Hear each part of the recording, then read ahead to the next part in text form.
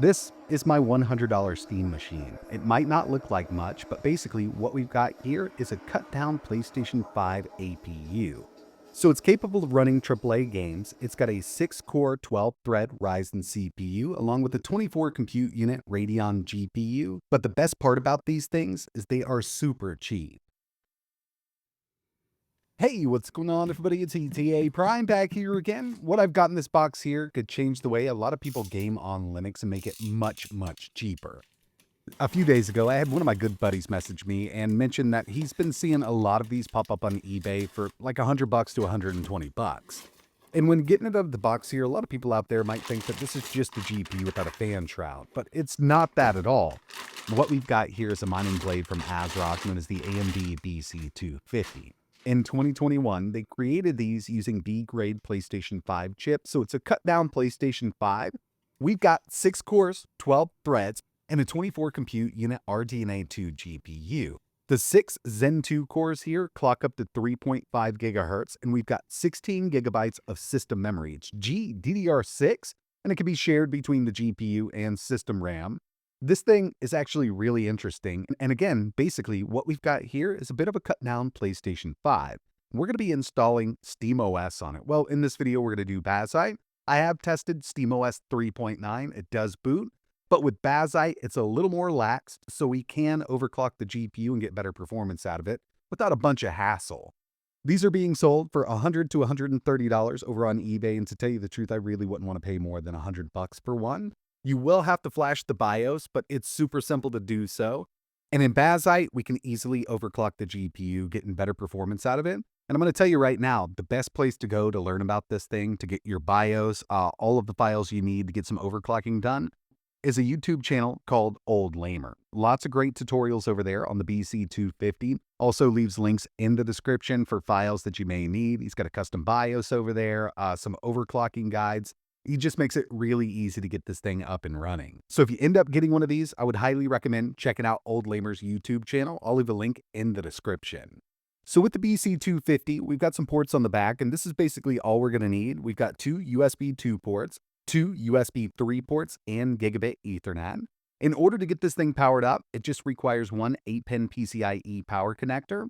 I'm going to be using a small SFX power supply that I jumped just to get some power over here, and I would recommend at least 350 watt unit. They say that this thing will pull up to like 225, so 350 should be more than enough.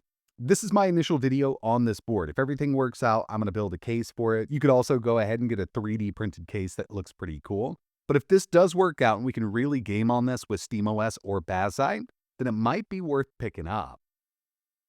So it's known as the ASRock AMD BC-250. We have 6 cores, 12 threads, and these are based on Zen 2, so it's definitely older architecture. Clocks up to 3.5 on all 6 of those cores. We've got a 24 compute unit RDNA 2 GPU. Base clock is 1500 megahertz, but you could overclock to 2000 plus. I'm going to be going up to 2000 in this video just to get some more performance out of it. It's got 16 gigabytes of unified GDDR6 RAM, and with the BIOS mod, you can dedicate basically what you want to the GPU. It also has one M.2 SSD slot, but it's pretty slow. It's PCIe 2.0 with 2 lanes, so you don't need a super fast SSD. I mean, it definitely gets the job done, but I do notice even downloading Steam games, it's a bit slower than others. Either way, I mean, it still works out, boots up just fine, and you can run the operating system no problem at all. So first things first, we're going to need to get power to this, and in order to do so, we're just going to be using that one 8-pin right here. So it's basically the same thing from a power supply you'd power up your GPU from. I've got this power supply here that was actually for an external GPU setup, so it only has the 24-pin and 2 8-pin connectors. It's a 350 watt. I'm going to go with the modular when I do the full build, but this setup here is going to be just for testing. I'm also going to need some storage, and I'm going to go with a 1 terabyte M.2 SSD. Nothing super fancy, and you could actually boot this from USB and run Linux from it if you wanted to. But I've got this SSD here, so we'll go ahead and install that. And of course, we're going to need some cooling for this, but you might notice that the top of the fins here is enclosed. I've seen some people cut this open, and I might do that with the full build. But this is meant to be in a server with many of these together, so it just blows air directly over these fins. With this setup here, I could just throw a fan on the top, hope for the best, but I do have a blower style fan that I'll be using for this setup, at least for this video here. And the fan is fully controllable with a modified BIOS. So with this, hopefully it'll blow enough air through, and if not, I can just put an extra fan on top for right now. But I think cutting the middle out and having a fan directly in the middle is going to be the best bet here. But for now, I've just kind of set it up on the side here, and it doesn't look that bad. I've got the power supply mounted to the back plate. I did need an extension cable for that 8-pin, but with it sitting on the desk like this, not bad, not taking up too much room. And when I do a case, I think it will be kind of a lay flat or maybe even a vertical case with the fan on the side of the unit instead of having it sticking out of the front or the rear, whatever you want to call it with this setup. But this should work perfectly for testing. Okay, so like I mentioned, I'm going to be running Bazzite on this, but I did test out SteamOS 3.9, the main branch. It boots up just fine, and I can play games on it with official SteamOS, but in order to get the overclocking done on the GPU here to get better performance, there's more permissions I need to go through, so I figured we'd just test out Bazzite right now. If the interest is there, I can do a video with SteamOS in the future. But now I wanted to take a look at the BIOS, change a few things. We've got 16 gigabytes of unified memory. From hardware monitor, we can go to full speed or do a full custom. It's in standard mode right now. And I might go to full speed for testing because I don't know how much air is going to be flowing through this with this smaller fan. SVM is disabled. I'm going to leave it like that. I do want to go to our GFX configuration and change the VRAM amount. So we'll go to UMA specified. And we can go to auto, 256, all the way up to 12 gigs. I think I'm just going to half it out. 8 gigs per system, 8 gigs for the GPU. I might bring it up, might bring it down. 12 does sound nice, but that doesn't leave us much for system. So we'll just do 8 and 8 here. IOMMU needs to be disabled, so I'm going to leave that off. And yeah, I mean, that's about it for this BIOS, but there's other BIOSes out there that allow RAM tuning and things like that. Could be a bit dangerous for somebody who doesn't know what they're doing. I might flash a different one down the road, but I think this will be all right, as long as we can up that VRAM amount. I went to the Bazzite website. I downloaded the desktop version. Nothing special. It's just the latest version of Bazzite at the time of making this video, and it should work here. I've installed it just like you would with any other operating system on any other PC. Boot times aren't horrible, but I think they could be a bit better with a faster M.2 slot. Unfortunately, not much we can do here with the speed it's running at.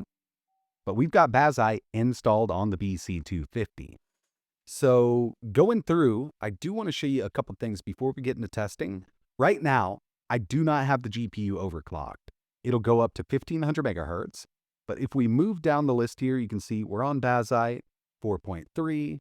And moving down here, you can see that we've got the AMD BC-250 showing up as the 250, up to 3.5 gigahertz, well, a little under, 6 cores, 12 threads. We've got 8 gigs of system memory. And the GPU is also showing up as the BC-250. We've got 8 gigs dedicated over there.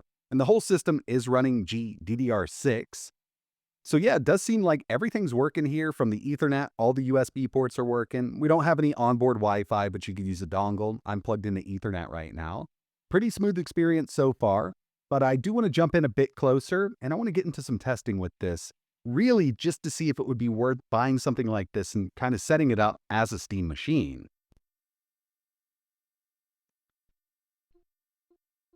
So I've been up and running for a little while now, and so far I'm pretty impressed. I mean, given the price here, this is a $100 board. I did have to add that fan and power supply. One thing that I talked about was overclocking the GPU, and I just followed old Lamer's tutorial. Actually gives you a config file, tells you exactly how to do it in the video. It's pretty simple to do.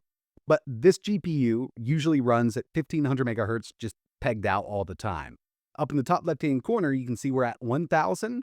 I've actually taken it up to 2000 and undervolted it just a bit. So once we put a load on it, it'll boost up to 2000, giving us roughly around 30% more performance, which really helps out. CPU looking good here. All of those cores will boost up to 3.493, so real close to 3.5.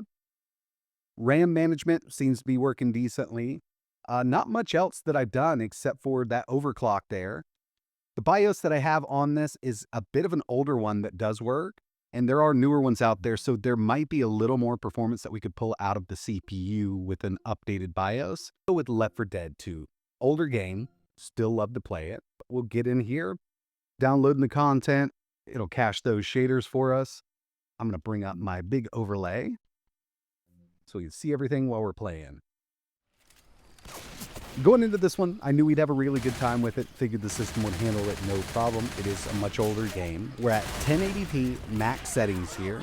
Looks great like it is. We probably could take this up to 1440 on this system here. We're definitely not going to get over 150 FPS like we are here at 1080, but I'd say, at least 90 FPS is definitely doable at 1440.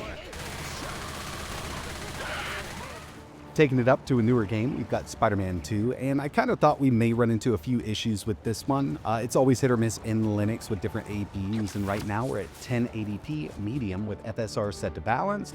Not horrible, but we do get those dips under 60 FPS, and we could take it down to low settings or take FSR to performance. But since this blade only cost $100, I'm not opposed to running Frame Gen on it all day long. High settings, Frame Gen, Spider-Man 2, 1080, over 100 FPS on average. And FSR frame generation seems to be working very well on this setup. It's not a $1,000 gaming PC, it's well under that, and if you can get this blade for, let's say, $100, you add a fan for 10, little power supply for 30, not a bad setup using Frame Gen. Moving over to The Witcher 3, 1080 high with no FSR. We're also not using dynamic resolution scale. I was kind of hoping we could do ultra with this, at least with no NVIDIA Hairworks, but it was dipping under 60 at ultra settings 1080. So far, not too bad, and I do think that we can get a little more out of this APU. We really haven't even touched on the CPU side of things. I did notice that a few of the cores are actually under 3.5, so maybe a new performance governor would help out there. I did take the GPU up to 2000 MHz, which increased performance drastically, going up from 1500. So that's a little bit that we can get out of it, but I think there's more still. I had to test out Forza Horizon 5, and I was actually hoping to get a lot more out of this game. We're at 1080 medium with no FSR, and it's jumping around quite a bit. I mean, we're anywhere from 70 up to 95 FPS. If you locked it down at 60, you could definitely have a really good time with it, but I was kind of expecting a bit more.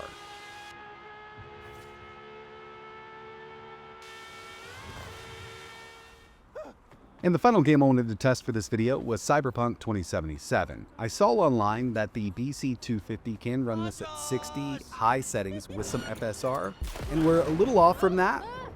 It's getting real close to being, pretty steady at 60. It's not horrible, and I wouldn't mind playing it like this with a variable refresh rate display connected.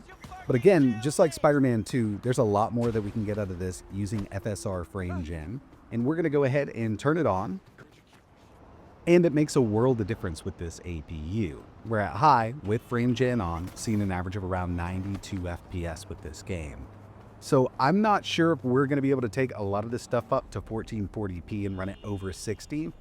You could definitely run a lot of this stuff at 1440-30 if you're into that. But personally, I'd rather play at 1080 at or over 60. I don't mind playing games like that at all. Even on the bigger screen, it doesn't make too much of a difference as long as I like playing the game. Okay, so this thing actually performed way better than I thought it would. Given the price point here, you can pick up the blade for $100. You have to add a fan, power supply, some storage. You can get out pretty cheap building a little 1080p Steam machine. And again, official SteamOS is working on this. I'm going to do a video once I get a case together and everything like that. And I do believe we can get a little more performance out of this. We're not going to double what we're seeing, but I do think a couple of those AAA games that we saw run right on the edge there with no frame gen will work much better with a different CPU governor. Might be able to tweak the GPU a little more on this thing. So if you're interested in seeing a video like that, it'd be really cool if you could hit that like button and think about subscribing so you know when I post the next one. And if you're interested in picking something like this up, I'll leave links for everything that I used in the description below. I'm also going to leave a link to Old Lamer's YouTube channel because he actually helped me out quite a bit with this, getting it set up, especially with that GPU overclock. And it's a good resource to have if you want to get into one of these things. I'd also love to know your thoughts in the comments below. Is this something you'd be interested in putting together, given the prices of everything right now? Let us know in the comments. And like always, thanks for watching.